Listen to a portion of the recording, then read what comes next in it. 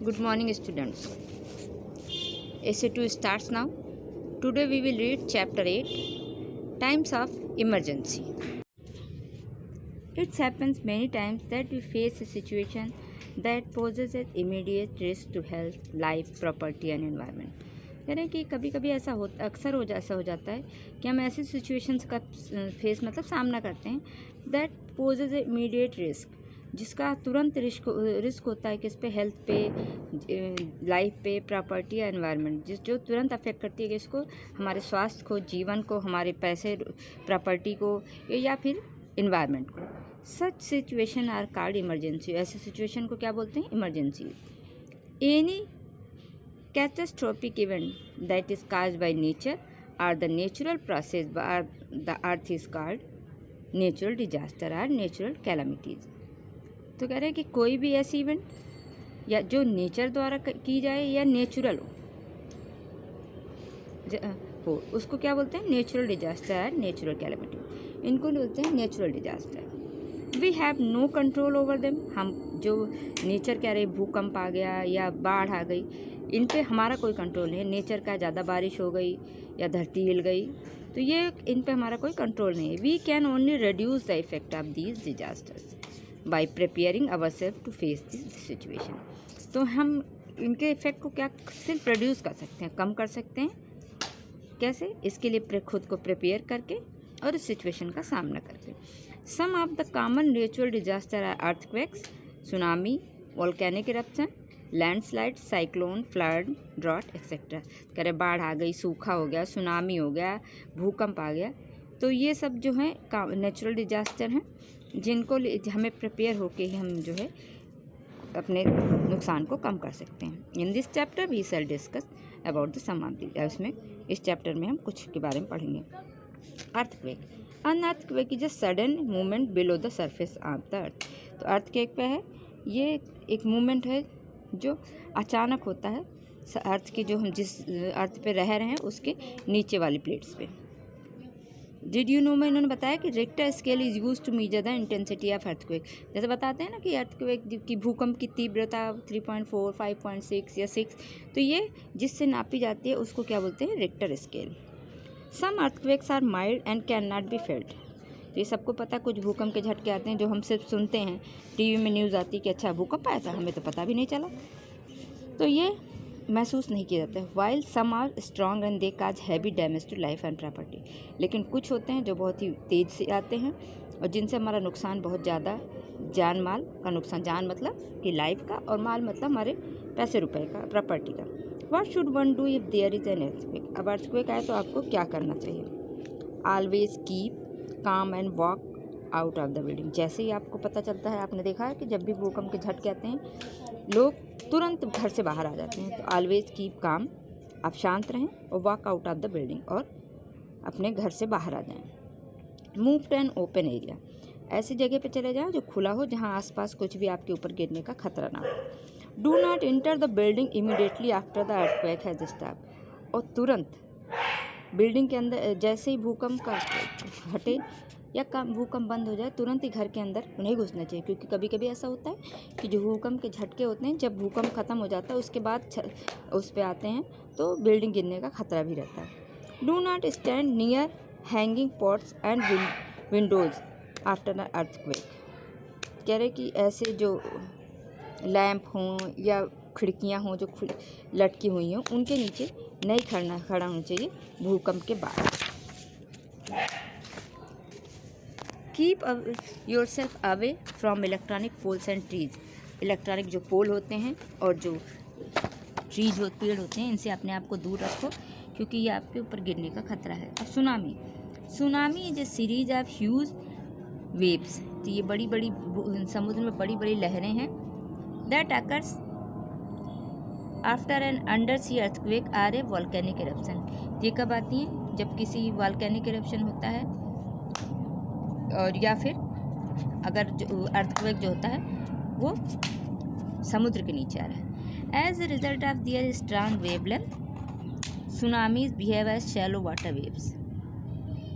तो जैसे जैसे इस रिज़ल्ट इसका आता है भूकंप के रिजल्ट से, वेवलेंथ बढ़ती जाती है और the waves underneath travel with great speed causing damage to life and property. और जैसे जैसे इन लहरों की तीव्रता बढ़ती जाती है, स्पीड बढ़ती जाती है, ये लाइफ और प्रॉपर्टी को डैमेज करती हैं, क्योंकि ये जो लहरें हैं ना, ये पानी बाहर आ जाता है। जब बाहर आ जाता है तो आसपास के एरिया में फैल जाता है, या समुद्र के आसपास जो लोग होते हैं उनको बहाकर अंदर ले जाता है, तो ये नुकसान, जान माल का नुकसान करता है। What should be done if there is a tsunami. अब सुनामी हो तो क्या करना चाहिए? Just before tsunami strikes the sea often recedes back from the coast. If you notice such a thing first move far away from the coast. कह रहे हैं कि जब सुनामी आती है, सुनामी से पहले जो समुद्र है वो अक्सर recedes back from the coast, जो उसके किनारे होते हैं उससे वापस लौट जाता है। मतलब किनारों का पानी का कम हो जाता है, सारा पानी अंदर चला जाता है। तो if you notice such a thing, अगर आपको ऐसे कोई भी चीज़ नोटिस करते हैं आप समुद्र के किनारे रहने वाले, तो उन्हें किनारों से, कोस्ट से दूर हो जाना चाहिए। If you live in a coastal area and feel an earthquake quickly run to the higher land.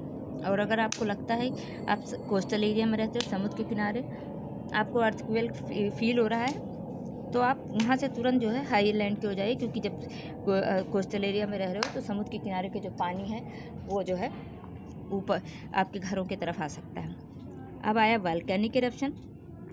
A volcanic eruption occurs when the hot magma under the earth surface is forced out of the cracks. कह रहे volcanic eruption कब अकर होता है?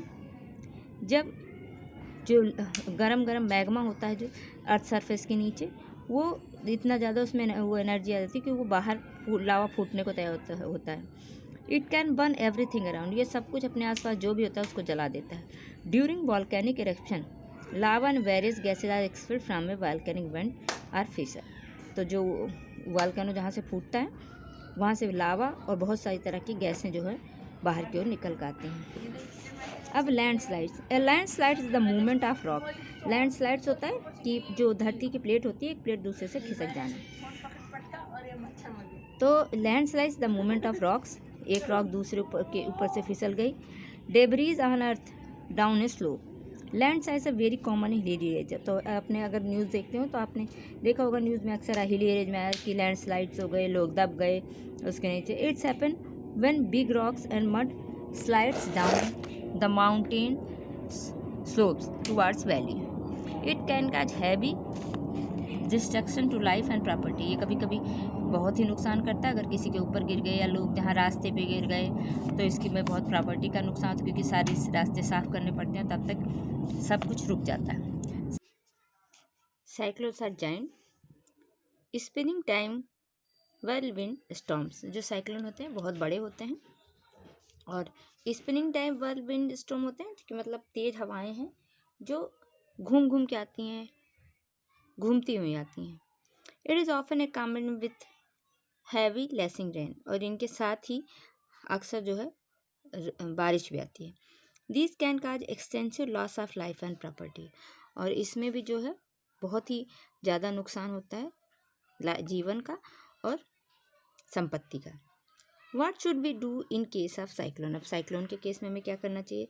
If you live in coastal area be a regular listener to the weather forecast. अगर आप coastal area में रहते हैं तो आप जो है डेली जो है रेगुलर सुनिए वेदर फोरकास्ट। उसमें सरकार बताती रहती है कैसा मौसम है, आपको क्या करना चाहिए, तो आपके उसके हिसाब से एक्ट करिए।